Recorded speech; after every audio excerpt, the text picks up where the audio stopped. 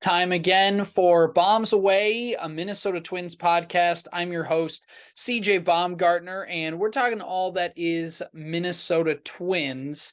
And we're about 10 days from opening day upon recording. Apologize for being a day or two late with the recording of this podcast. Just had a couple things get busy with my main job over the last week, and now finally a time to sit down, flesh out some things to say about the Twins as we get ready for opening day, which again is 10 days away. We are so very, very close to opening day. And I think it gets to that point. You know, you see it all the time in NFL training camps where you get to a point where everybody's excited and everybody wants to talk about the new things. And then you get to another point where you're just ready to move on and get to the games. Like the practices are all the same. They're doing the same things. Or I've seen enough spring training games. I've seen enough pictures of them walking to the batting cages and doing the little questions as they walk past.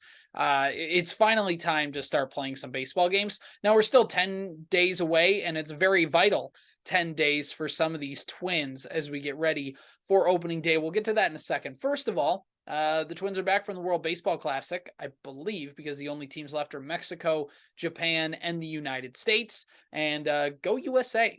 The one thing about the World Baseball Classic that's fun is, one, it's a World Baseball Classic. It's a worldwide celebration of baseball. But secondly, is you get to cheer for guys who you don't normally get to cheer for. And I mean, you can always cheer for Mike Trout. You can always cheer for Mookie Betts. You can always do that stuff. But to get to cheer for them is like they're on my side, they're on my team. I don't know. It's dumb. It may be dumb sounding the way it's coming out of my mouth, but I enjoy it. I enjoy getting to watch Mike Trout and not just being like, oh wow, he hit a single, good for him. To really just feel kind of excited about it more than just watching as a normal neutral fan, to have some weight in the game. Is fun. It's a very fun experience. And Trey Turner, man, he's been mashing the baseball. And Team USA, and again, I think I've said this on the podcast before, they don't quite have the pitching to be able to run with every team. And let's be honest, the Puerto Rican team at full strength, probably the toughest team. But Japan also, because Japan is good. Don't know if you know this, the guy named Otani, he picked up like 1 million Instagram followers just in the last week alone, which is amazing that people still are coming around to, hey, Shohei Otani might be pretty dang good at baseball. Blows my mind. But you kind of see the importance of the World Baseball Classic and all that it brings. And I'll get to that in a second. But USA playing in the championship game, going to play either Mexico or Japan. Those two teams play tonight. And then we will decide the champion, which country has the best baseball, at least according to this tournament. Anyway, there's been some controversy in the World Baseball Classic. And it's not just been Team USA's pitching, which, it's fine, but when long in the tooth Adam Wainwright and big boy Lance Lynn are your two guys, you're kind of running into some issues. Pretty much, you're not necessarily in great territory. But the bigger controversy is the fact that Puerto Rico, in their win, and I'm trying to remember which country it was, and now making great podcasting here. But in that game for Puerto Rico, Edwin Diaz tore his knee injury, I think was the right thing. Anyways, the point is the Mets closer is out for the whole season. And it wasn't even for playing in the games. It was for celebrating one of the wins, which, if you're somebody who says, well, he could have gotten hurt doing that at spring training, say, well, nobody's usually jumping up and down celebrating during spring training games. But also at the same time, it's just a fluky injury. Guys could be messing around with each other, and that could happen. And it's an unfortunate injury, and we've seen a couple unfortunate injuries throughout the World Baseball Classic, with, of course, Diaz missing the whole year and Jose Altuve breaking his thumb. He's going to miss a couple months. So again, if you're Major League Baseball teams and one of your star players gets hurt, you are not very happy. But you've seen this, and especially from Mets fans, you've seen a lot of clamoring, you've seen a lot of wailing and gnashing of teeth. Oh my gosh, the World Baseball Classic is such a terrible thing and it needs to be eradicated. Why is this thing even here?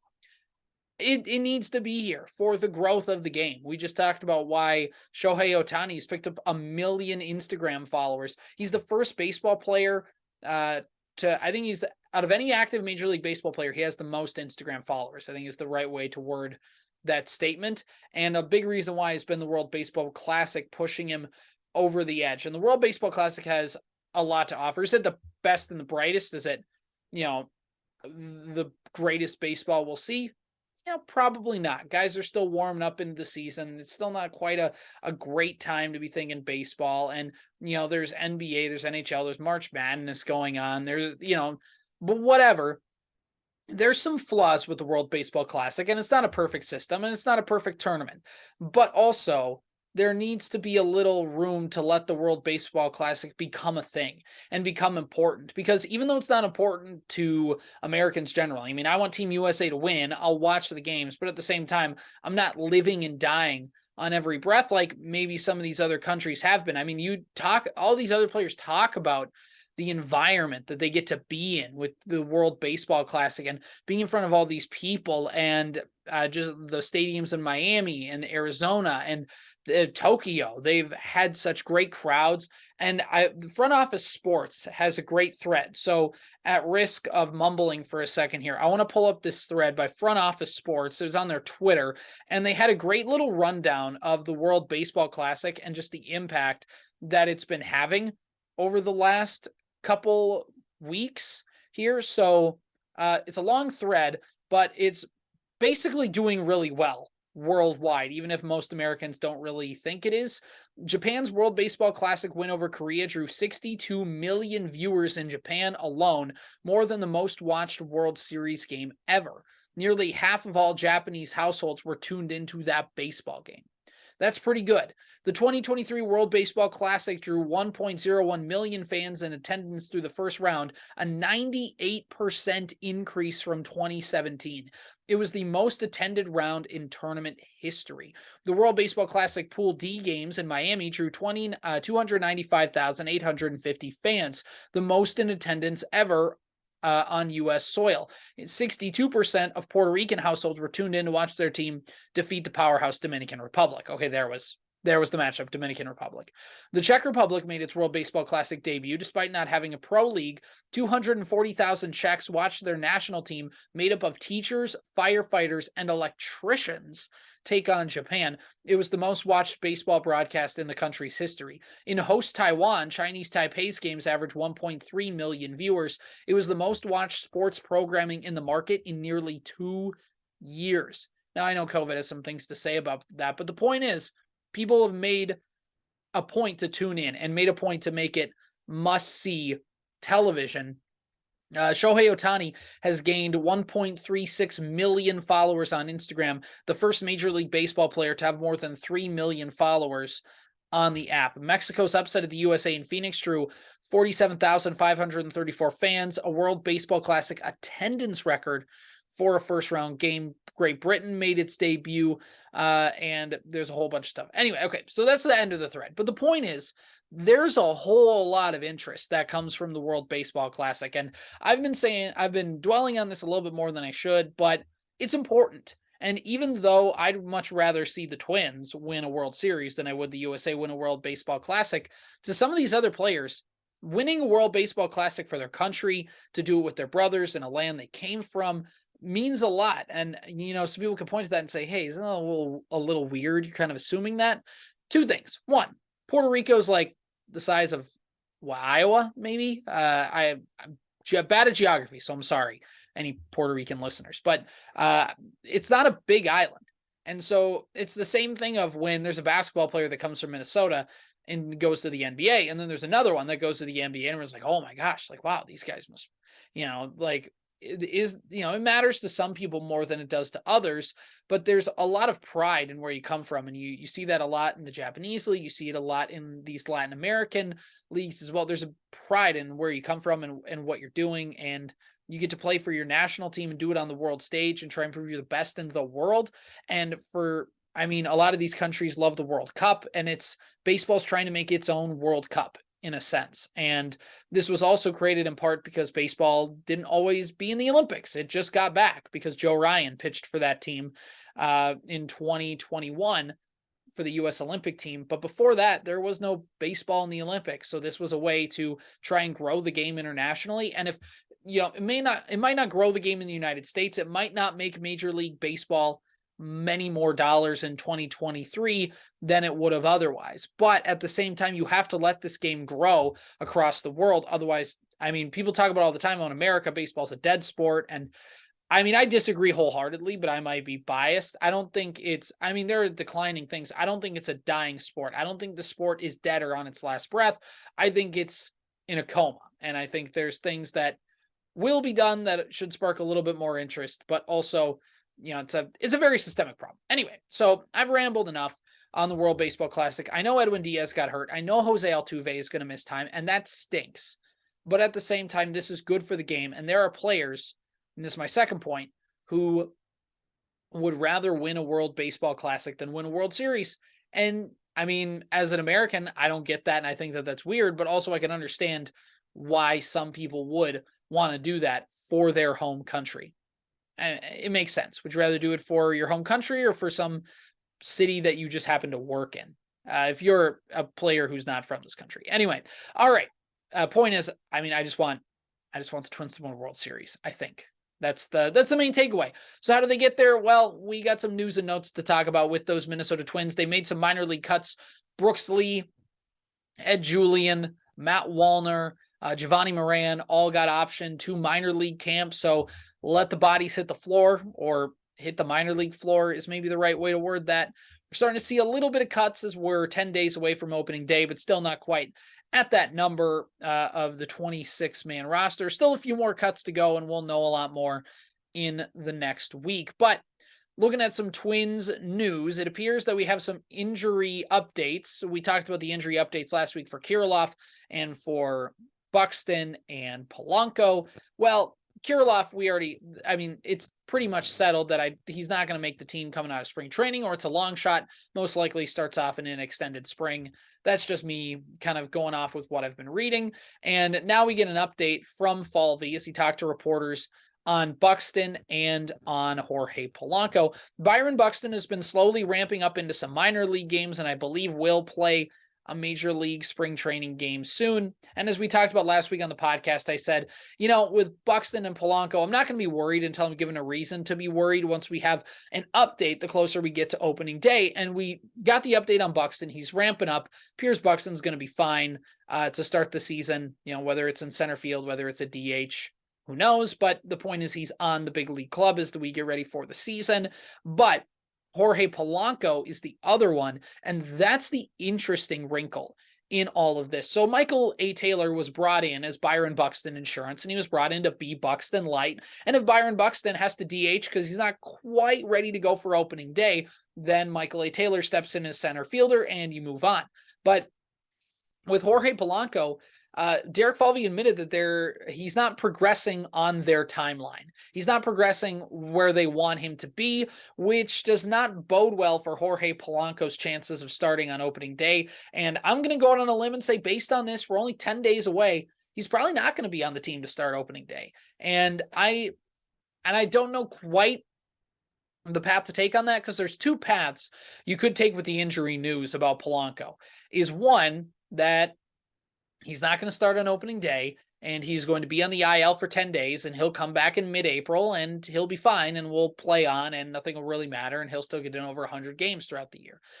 The second way to interpret that is that Jorge Polanco has a very real injury that could cost him significant time. Because remember, Jorge Polanco missed all of September with that knee injury, and he had all offseason to rest, and then giving him all spring training to slowly work his way back in, and he's still not ready, which means there's probably a chance that he's not ready. And there's probably a chance that this could be something way more significant. So he's either nursing it and the Twins are being slow and cautious and methodical, or there's a serious concern and Polanco's either going to miss significant time this season or have to play through a somewhat significant injury to try and contribute on this Twins team. And here's the thing with Jorge Polanco. The Twins do have some depth, as we've talked about in detail on this podcast. Go back and listen to it. Apple Podcasts, Spotify, YouTube, wherever you get your podcasts, all that good stuff. But with Polanco, there's Kyle Farmer, who's there. He's a righty, so you got the option against lefties. You have Donovan Solano, although Solano, depending on Alex Kirilloff, plays at first base probably. and because Twins probably want to keep Joey Gallo in the outfield. So you have that. But then you also have Nick Gordon, who can step in. Nick Gordon has been progressing along, basically appears to be fine after having that high ankle sprain or whatever it was, coming back from that. And it was deemed to be minor at the time, but so Nick Gordon's back. He's going to be playing. In terms of other infielders, you have Ed Julian, you have Brooks Lee, not on the roster because they got optioned to minor league camp, but they are options there. And I know some people have said, why don't they reward Julian for his World Baseball Classic performance and just his general performance in camp? And I get the general notion to do that, but there's no reason for the Twins to do it right on opening day. Otherwise, they wouldn't have went out and signed Solano.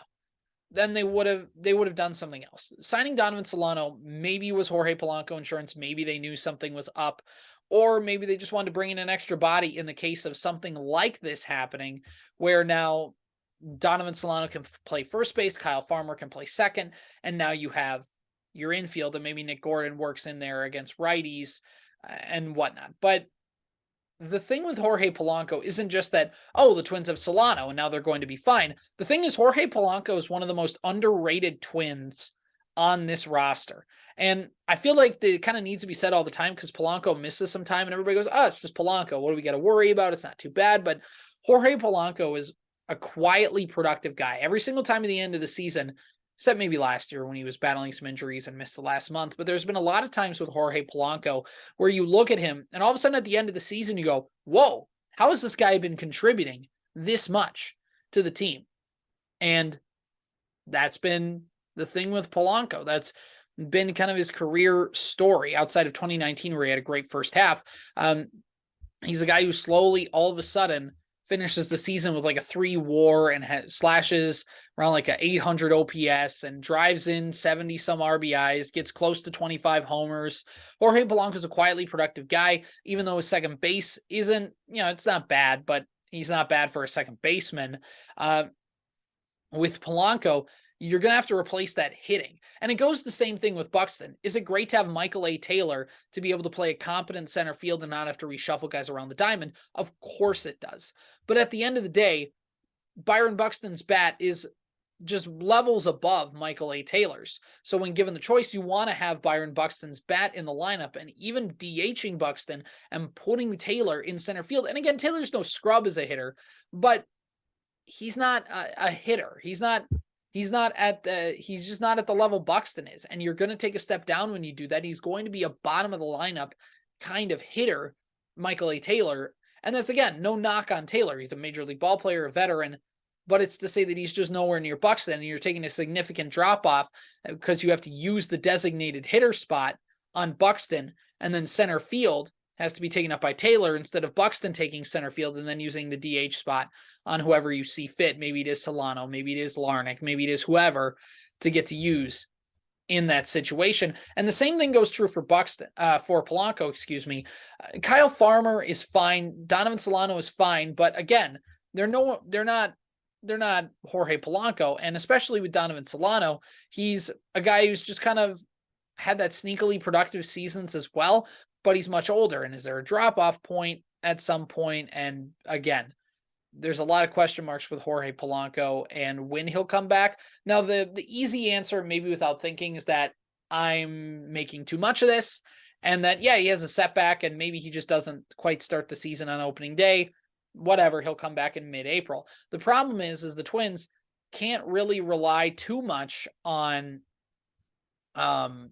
you can't always rely on if he just sits out the first month, he'll be fine. Because the games in April mean just as much as they do in August with baseball and with any sport. So the and especially if the Twins were to start like 0-6 to start the season, that would be disastrous. I'm not saying that Jorge Polanco means you're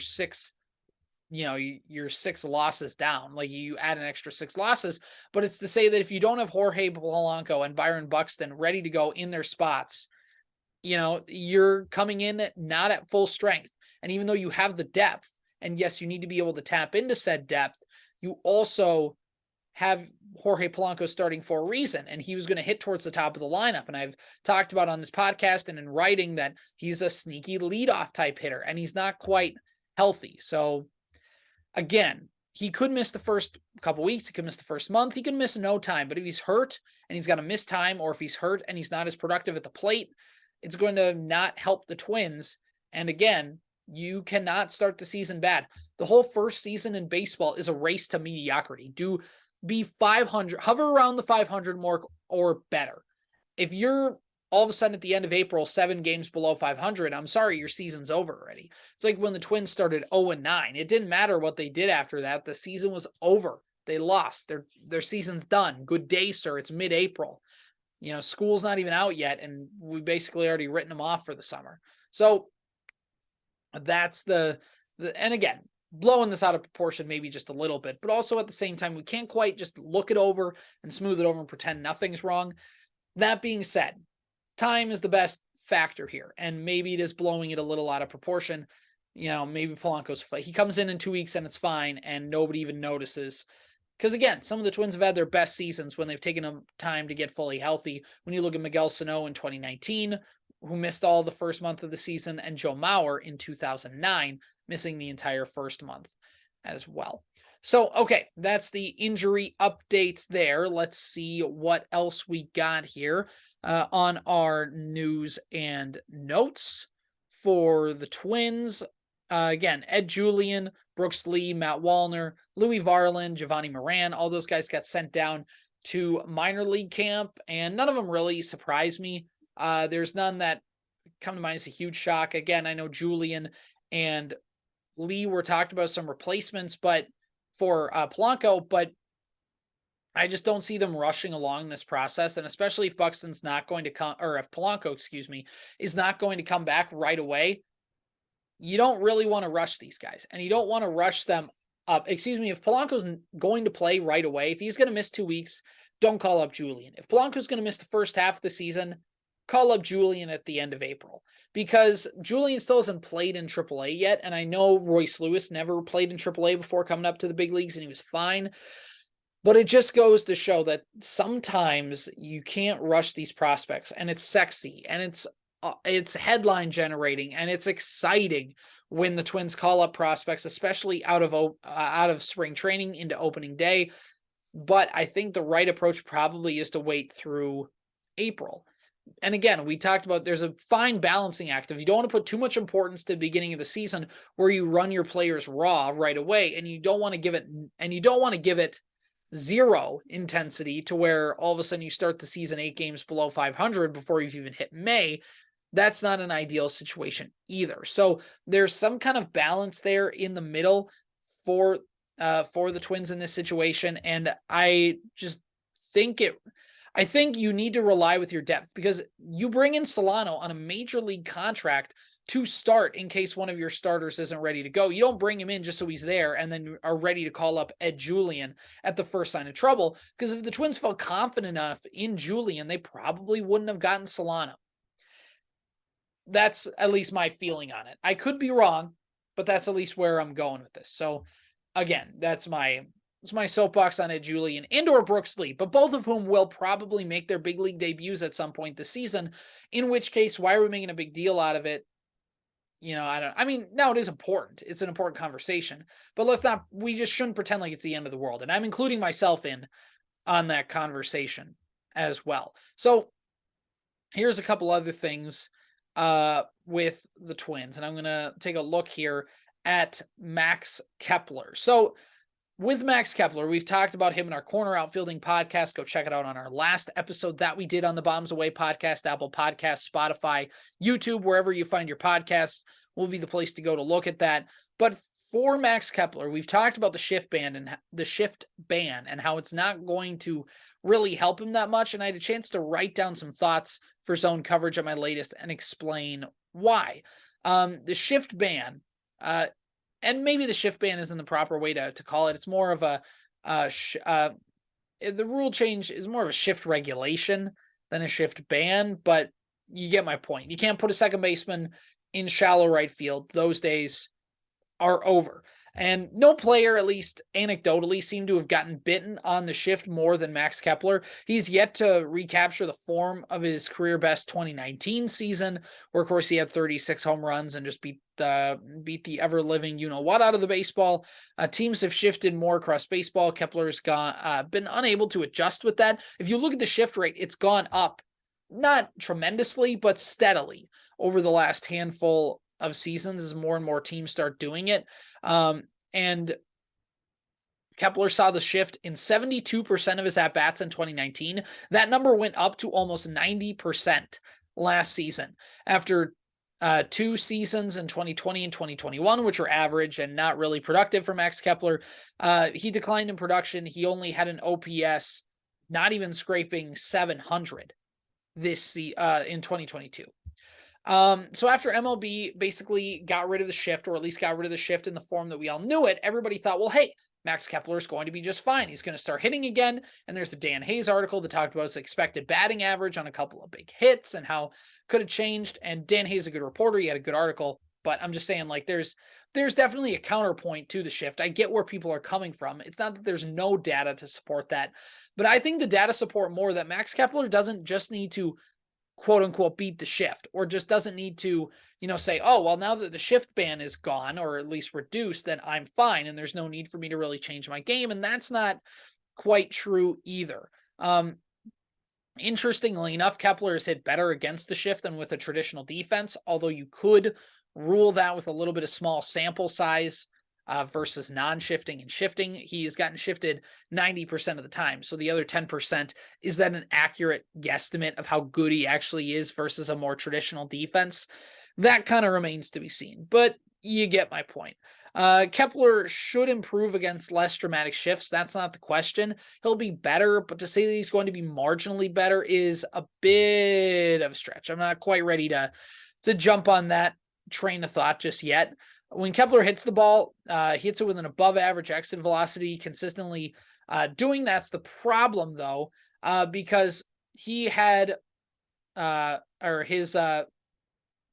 his walk to strikeout ratio was sitting at a 0.74, and at the same time, so he had a career best with his walk to strikeout percentage. So he was drawing walks, he was doing all that kind of stuff. He was not striking out. He was making contact with a baseball a lot, but he would only barrel it up 7% of the time, and 40 of the time he had an actual hard hit percentage. So he was trying to hit the ball the other way more to beat the shift, and now with the shift not necessarily going away, because you still can move a left fielder over to shallow right center. You just can't be an infielder. The point is, Max Kepler is going to have to try to hit for power, and whether that means pulling the ball a little bit more or not remains to be seen. But again, with Max Kepler, it's an important development for the Twins that he does turn it around, because honestly, they probably should have just traded him, and they never quite did it. I don't know if it's because they couldn't get the package they wanted in return. I don't know if it's because they really did want to go down with depth, although part of me thinks that it probably has something to do with the fact that he wasn't very good last year and the Twins couldn't get a lot for Kepler. So that's probably why Max Kepler's here. But anyway, you get my point. I probably would have just traded him and just saw what I would have gotten, and not really worried if I gave him away for basically nothing, because the Twins give away Gio Urshela for like an A-ball prospect. So it's not quite the same. Anyway, so those are a few news and notes to touch on with the Minnesota Twins. I think I should just say one more time with Max Kepler. It doesn't quite mean, I know I talked about him hitting the ball the other way. It doesn't quite mean he needs to become a 3 true outcomes guy and just pull the ball every single time. It just means he needs to find a way to generate a little bit more power in that swing, get a little bit of it more in the air, because he's been rolling over the ball a ton. He has a very high ground ball percentage, and he hasn't really to this point in his career. So it's kind of coming back to bite him a little bit in that regard. Anyway, so with that, I think it's a good time to wrap up the podcast. We did not get into the corner outfielders, but I promise you that discussion is coming. I've been starting to dig through a little bit, kind of see who the Twins have, and we'll talk about it on the next podcast, because we still have a couple more before we get to opening day. For Bombs Away, I'm CJ Baumgartner. Thanks for listening.